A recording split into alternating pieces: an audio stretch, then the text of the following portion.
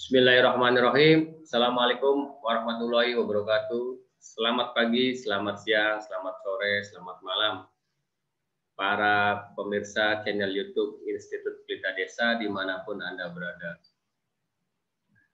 Pada kesempatan video kali ini saya akan mereview atau sharing dari buku Think and Grow Rich yang ditulis oleh Napoleon Hill di tahun 1937. Nah, buku ini ditulis berdasarkan penelitian beliau selama 20 tahun meneliti para miliarder dalam meraih kekayaan. Buku ini ditulis dalam 16 bab. Bab kedua dan ke-14 merupakan 13 kebiasaan atau yang dimiliki oleh para miliarder dalam memperoleh kekayaannya. Bab pertama adalah kekuatan pikiran. Sungguh pikiran itu adalah hal yang nyata dan hal yang kuat pula. Jadi, ketika pikiran bertemu dengan tujuan, ketekunan dan keinginan, akan menerjemahkannya menjadi sebuah kekayaan atau objek materi lainnya. Jadi nanti akan dibahas di dalam bab 1 ini mengenai pentingnya kekuatan pikiran. Kemudian di bab 2 adalah membahas mengenai keinginan, yang merupakan titik awal semua pencapaian dan langkah pertama menuju kekayaan. Kemudian di bab ketiga adalah keyakinan. Jadi ini adalah langkah kedua menuju kekayaan, visualisasi dan kepercayaan dalam mewujudkan keinginan. Setelah mempunyai keinginan, kita harus mempunyai keyakinan untuk memperoleh kekayaan. Menurut hasil penelitian daripada Napoleon Hill, dari para miliarder yang sudah dilakukan penelitian oleh Napoleon Hill selama 20 tahun. Keyakinan adalah puncak kimia otak. Ketika keyakinan berpadu dengan getaran pikiran, seketika itu juga alam bawah sadar menangkap getaran tersebut. Lalu menerjemahkannya ke dalam padanan spiritual dan menyebarkannya ke kecerdasan tak terbatas. Kemudian di bab 4 adalah autosugesti. Autosugesti adalah langkah ketiga menuju kekayaan. Medium pikiran untuk mempengaruhi pikiran bawah sadar. Autosugesti adalah istilah yang berlaku untuk semua sugesti ya, dan semua stimulan yang ditimbulkan oleh diri sendiri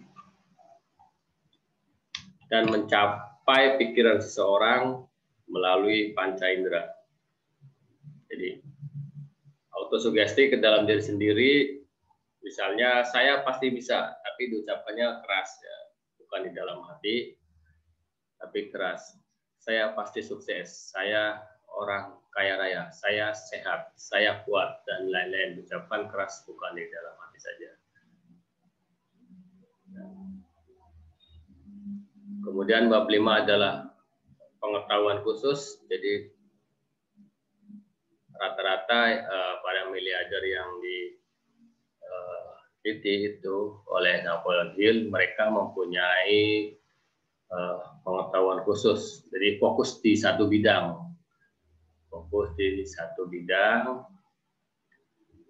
Jadi misalnya bisnisnya dari beberapa orang yang diteliti itu, misalnya Andrew Carnegie, itu dia bisnis di baja.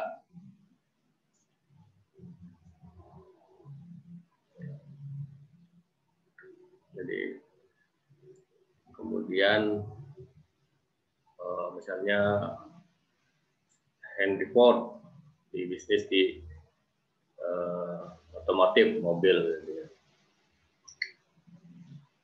kemudian merupakan langkah keempat menuju kekayaan, pengalaman pribadi atau pengamatan, kemudian ini fokus di dalam satu bidang sehingga Anda ahli di bidang tersebut.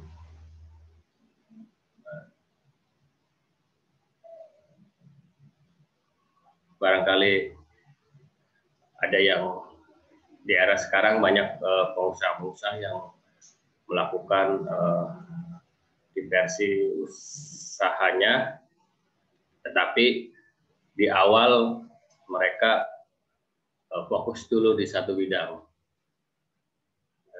Setelah satu bidang itu sukses, besar, baru merambah ke satu bidang lainnya. Kemudian adalah bab 6, imajinasi. Ini adalah langkah kelima menuju kekayaan. Imajinasi merupakan bengkel tempat pembuatan semua rencana yang diciptakan oleh manusia. Jadi, ada dua imajinasi, yaitu imajinasi sintetis dan imajinasi kreatif. Imajinasi sintetis adalah imajinasi dari ide yang sudah ada sebelumnya. Imajinasi kreatif adalah imajinasi yang muncul seketika atau belum ada ide sebelumnya.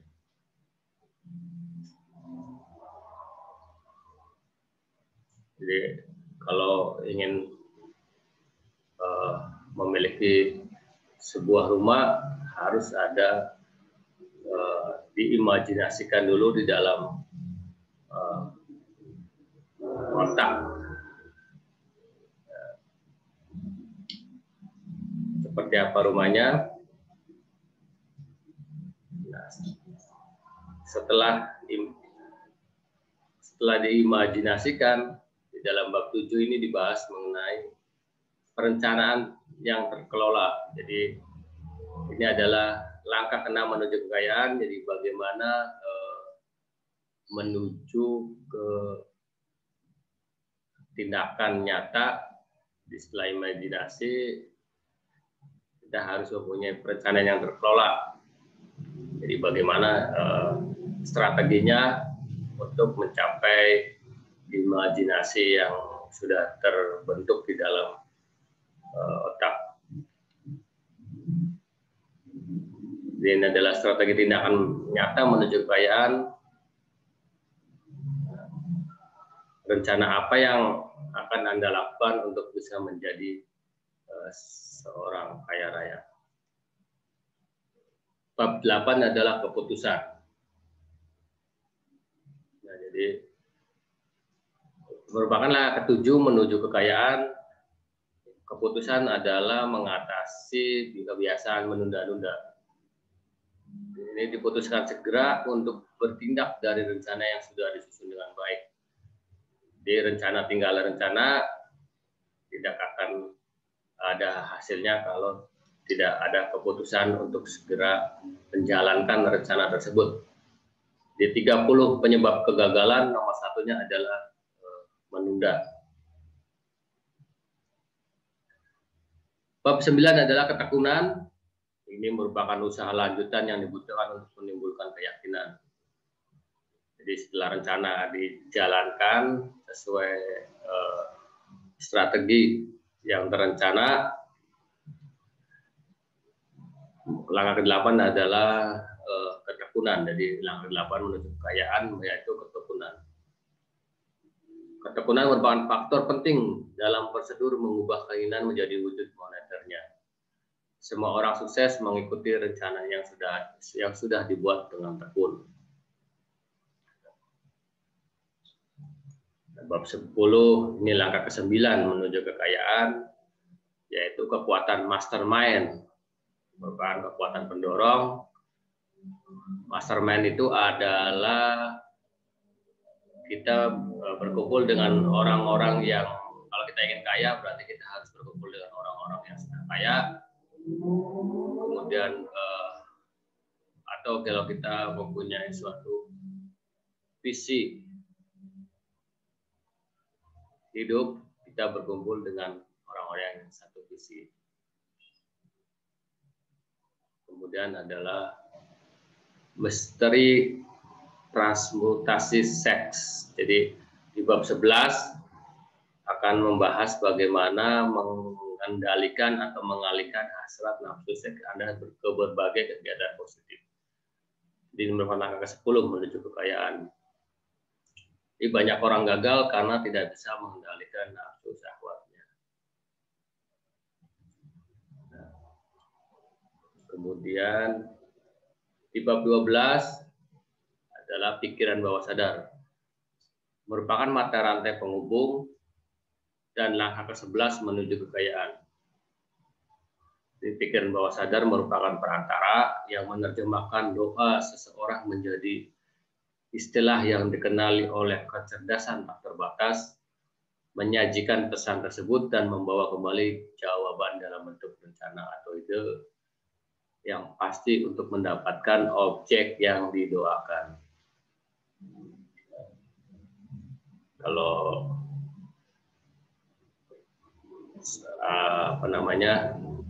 kalau saya seorang Muslim, untuk memasukkan untuk mendapatkan ide-ide biasanya dengan berzikir yang atau sholat yang khusyuk atau meditasi. Dan bab 13 adalah otak, jadi merupakan stasiun penyiaran dan penerimaan untuk pikiran. Ini merupakan langkah ke-12 menuju kekayaan. Jadi otak merupakan alat penerima dari imajinasi kreatif, penangkap getaran pikiran yang dilepaskan oleh orang lain. Jadi kadang kita merasakan ya bahwa ketika kita berhadapan dengan orang lain itu mengeluarkan getaran pikirannya, kadang kita ikut merasakannya. Bab keempat adalah indra keenam. Nah, ini adalah pintu menuju kebijaksanaan, merupakan langkah terakhir atau langkah ke-13 yang dilakukan oleh para miliarder yang diteliti selama 20 tahun oleh Napoleon Hill. Indra keenam merupakan bagian dari pikiran bawah sadar yang disebut dengan imajinasi kreatif. Di penerima ide, rencana, dan pikiran sehingga masuk otak. Indra keenam sering disebut sebagai firasat, intuisi, atau inspirasi. Jadi harus punya indra keenam.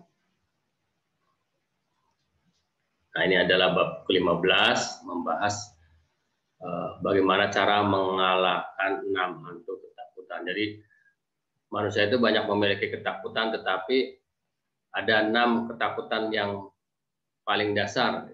Jadi semua orang ketakutan dalam hal 6 ini. Jadi sebetulnya banyak lagi ketakutan-ketakutan yang lain, tapi rata-rata memiliki 6 ketakutan itu. Apa aja itu? Yaitu pertama adalah takut miskin. Nah, ini. Kemudian takut dikritik, takut sakit, takut ditinggalkan oleh orang-orang terdekat atau teman, saudara, keluarga, takut tua, dan takut mati. Di dalam bab 15 ini bagaimana kita pandu untuk menghilangkan 6 ketakutan dasar ini. Bab terakhir adalah bab 16, yaitu ruang lingkup kemalangan. Jadi kadang kita menerima kemalangan atau kesialan, itu sebetulnya datang dari diri kita sendiri.